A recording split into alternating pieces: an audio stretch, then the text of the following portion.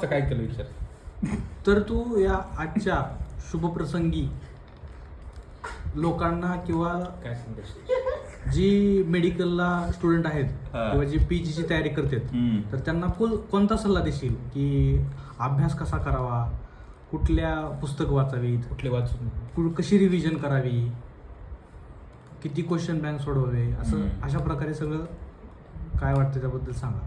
आता इंटर्नशिप चालू असताना आपलं इंटर्नशिप करत करत अभ्यास करायचा. जसं टाईम मिळेल तसा अभ्यास करायचा. ज्यावेळेस ड्युटी असते त्यावेळेस क्वेश्चन सोडवायचे. ज्यावेळेस पूर्ण दिवस सुट्टी असते त्यावेळेस वाचायचं आपलं काय वीक आहे ते. तर इंटर्नशिपमध्ये टाईम नसते आपल्याकडे, मग पहिल्यांदा BTR वाचायचं. मग BTR पूर्ण झाल्यावर मग RR वाचायचं. मग असं दोन्हीचं मिक्सअप करून कॉमन नोट्स तयार करायच्या. अशा नोट्स तयार करायच्या की ज्या लास्टपर्यंत म्हणजे लास्ट मिनिट वाचता आल्या पाहिजे. 10-15 दिवसामध्ये एक रिव्हिजन झाली पाहिजे लास्टची. दररोज उठल्या उठल्या 50 क्वेश्चन सोडवायचे रँडम, म्हणजे सगळेच टॅग लावायचे आणि 50 कोणते पण क्वेश्चन सोडवायचे. मग त्याला अर्धा पाऊण तास जातं क्वेश्चन सोडवायला आणि ते रिव्ह्यू करायला अर्धा पाऊण तास, असं 1.5 तास दररोज क्वेश्चन सोडवायचे. त्याच्यामुळं जे नवीन क्वेश्चन येतात जे आपण बघितलेले नसतात ते सोडवायला कॉन्फिडन्स वाढते. बाकी मग PYQ सोडवायचे. आणि समजा कोणी इंटर्नशिपमध्ये काहीच अभ्यास केलेला नाही तर त्यांनी आता सुरुवात कशी करावी. तर त्यांनी एकतर बेसिक तर सगळ्यांचं झालेलं असते. त्यामुळं पहिल्यांदा जी वीक सब्जेक्ट आहेत किंवा जी मेजर सब्जेक्ट आहेत तर मेजर सब्जेक्ट कोणते, मायक्रो, पॅथो, बायोकेम, हे सब्जेक्ट करायचे आधी, कारण हे आपण लय दिवस झालं वाचलेले नसते. त्यानंतर मग मेजरचे सब्जेक्ट करायचे, OBGY, सर्जरी, PSM. मग त्याच्यानंतर शॉर्ट सब्जेक्ट करायचे, रेडिओ, सायकेट्री, डर्मॅट. आणि मग सगळ्यात लास्टला ॲनाटॉमी, फिजिओलॉजी हे सब्जेक्ट करायचे. त्याच्या आधी ENT ऑप्थॅम पण करायचे PSM झाल्यानंतर. कोणाला काय क्वेश्चन आहे का. तुमचं रुटीन कसं होतं या म्हणजे प्रिपरेशनच्या वेळेस. इंटर्नशिप झाल्यावर का हां मी आब्या, आण्या, साप, जयवंत आम्ही सगळे झोपायचो संध्याकाळी. त्यातलं आब्या एकटाच 10ला झोपायचा, 11ला सकाळी 4ला उठायचा. सर्व्या पण 11ला झोपायचा, लवकर उठायचा. मी 3ला झोपायचो आणि 11ला उठायचो. मग 11ला उठलं की नाश्ता करून CLला बसायचं, 1-1:30 वाजेपर्यंत अभ्यास करायचा. पुन्हा 1:30 ते 2:30 जेवायचं, 2:30 ते 5:30 अभ्यास करायचा. पुन्हा 5:30 ते 6:30 चहा प्यायचा. पुन्हा 6:30 ते 9पर्यंत अभ्यास करायचा. 9 ते 10 जेवायचं. पुन्हा 10 ते 12:30पर्यंत अभ्यास करायचा. पुन्हा 12:30 ते 1 मी नाण्या जायचो चहा प्यायला. मग पुन्हा 1 ते 3 अभ्यास करायचा. पुन्हा 3ला झोपायचं, 11ला उठायचं. सेम अशा प्रकारे बरोबर आहे काय. आणि काय करू आपण करतो.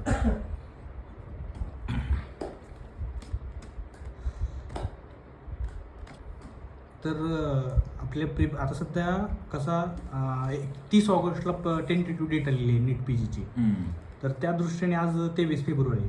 तर त्या दृष्टीने किती दिवसात म्हणजे कशा प्रकारे GT दिल्या पाहिजेत किंवा त्याचा पुढचा प्लॅन कसा असला पाहिजे. आता सध्या तरी 15-15 दिवसाला एक GT दिली पाहिजे. पहिले आता हे 1-2 महिने, त्याच्यानंतर 10-10 दिवसाला एक GT द्यायची.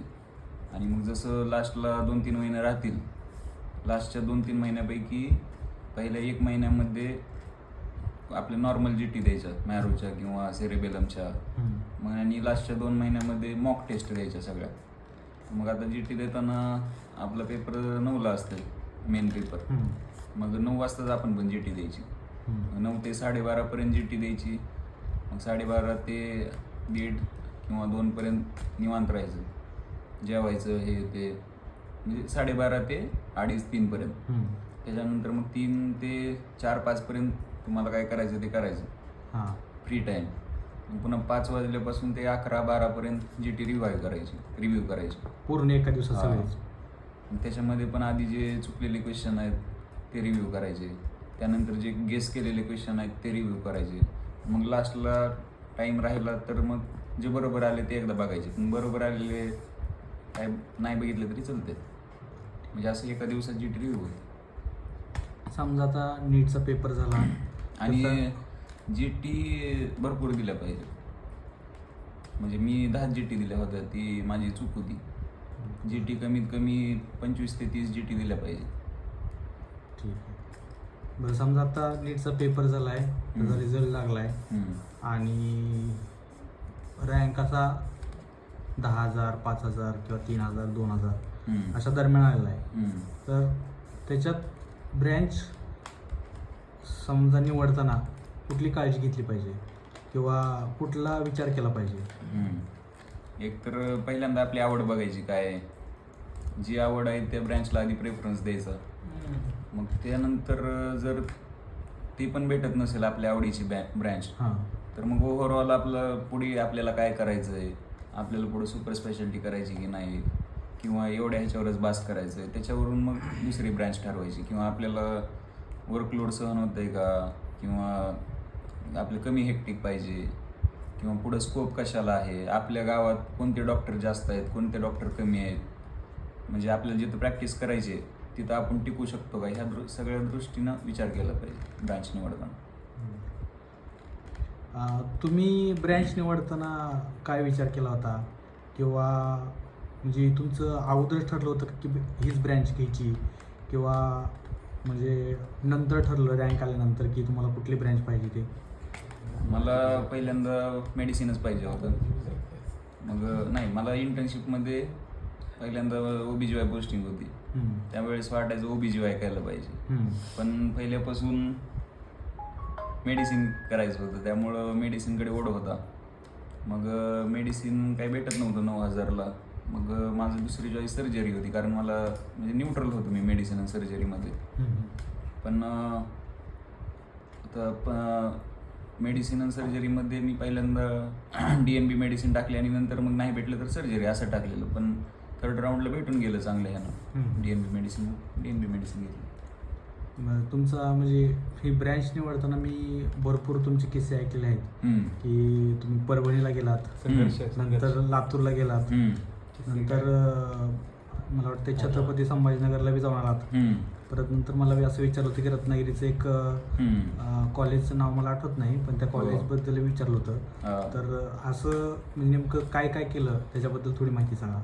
आता DNB कॉलेज घेताना पहिल्यांदा तर एकतर पेशंट लोड बघितला पाहिजे, तिथले एक्सपिरियन्स म्हणजे त्या हॉस्पिटलचा एक्सपिरियन्स बघितला पाहिजे की त्यांना अनुभव आहे का की DNB स्टुडंट्सला काय काय गरजेचं आहे, किंवा त्यांचा अभ्यासक्रम अकॅडमिक्स कसं घेतलं जातं. ह्या सगळ्या गोष्टींचा विचार करण्यासाठी स्वतः तिथं जाऊन बघितलं पाहिजे आपण.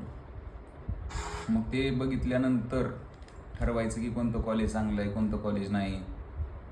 आणि जर आपल्याला पुढे जाऊन सुपर स्पेशालिटी करायचं असेल तर DNB घेतलं काय, मेडिसिन घेतलं काय, काही फरक पडत नाही. कारण MBBS सारखीच डिग्री होऊन जाते ती. आपलं शेवटी जी फायनल डिग्री आहे ती मॅटर करते. आणि तुमचा जो परभणीचा आणि लातूरचा किस्सा, त्या क्लर्क सोबत काहीतरी झालेलं, त्याच्याबद्दल थोडी माहिती? काय एवढा सिग्निफिकंट नाही आहे. ठीक आहे, जाऊ द्या. बरं, आता जॉईन केल्यानंतर तुम्हाला कसा अनुभव आला? जॉईन केल्यानंतर आता कॉर्पोरेट हॉस्पिटल असल्यामुळे तिथे जेनेरिक मेडिसिन सहसा प्रिस्क्राईब करत नाहीत. म्हणजे जे आपले कॉमन नेम आपण वाचतो अभ्यास करताना, आता जसं की म्हणजे ब्रँड नेम मॉन्टेलोकास झालं, त्याला हिस्टाप्री म्हणतात. म्हणजे जे ब्रँड नेम आहेत ते कळायला थोडा वेळ लागला पहिल्या आठवड्यात.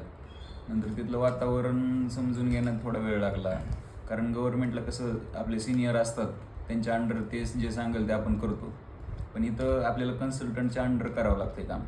म्हणजे कन्सल्टंट कसं आपल्याला ट्रीट करतात ह्याच्यावर मोस्टली डिपेंड राहतं. जसं आमचे कन्सल्टंट एकदम चांगले आहेत, सपोर्टिव्ह आहेत आणि एकदम एक्सपिरियन्स्ड आहेत. त्यांच्याकडे जवळजवळ 40 वर्षांचा अनुभव आहे, त्यामुळे सध्या तरी चांगलं आहे एकदम. पेशंट लोड व्हरायटी चांगली आहे. ठीक आहे, चालते. आज तुमचा वाढदिवसाबद्दल तुम्हाला खूप खूप शुभेच्छा. धन्यवाद. आणि पुढील तुमचं 3 वर्ष हे खूप असेच भरपूर काय शिकावं आणि पुढील अशीच सामान्य रुग्णाची किंवा सामान्य जनतेची सेवा तुमच्या हातातून घडवू हीच प्रार्थना करतो. आणि तुम्हाला पुढील वाटचालीसाठी खूप खूप शुभेच्छा देतो. धन्यवाद. आणि हां आणि असं एका टोनमध्ये न चुकता इंटरव्ह्यू घेतल्याबद्दल आपले मनपूर्वक आभार. आमचा टाईम खूप वाचला त्यामध्ये आणि आम्हाला असं रसगुल्ला केक दिल्याबद्दल आमचं मन तृप्त झालं, त्याबद्दल पुन्हा एकदा आभार. धन्यवाद. जर आपणाला कोणाला आपला वाढदिवस साजरा करायचा असेल तर तुम्ही रवी चोरगे यांच्याशी संपर्क साधू शकता. त्या आपल्याला केक आणून देतील, आपला फ्लॅट देतील व आपला वाढदिवस साजरा करून देतील. धन्यवाद.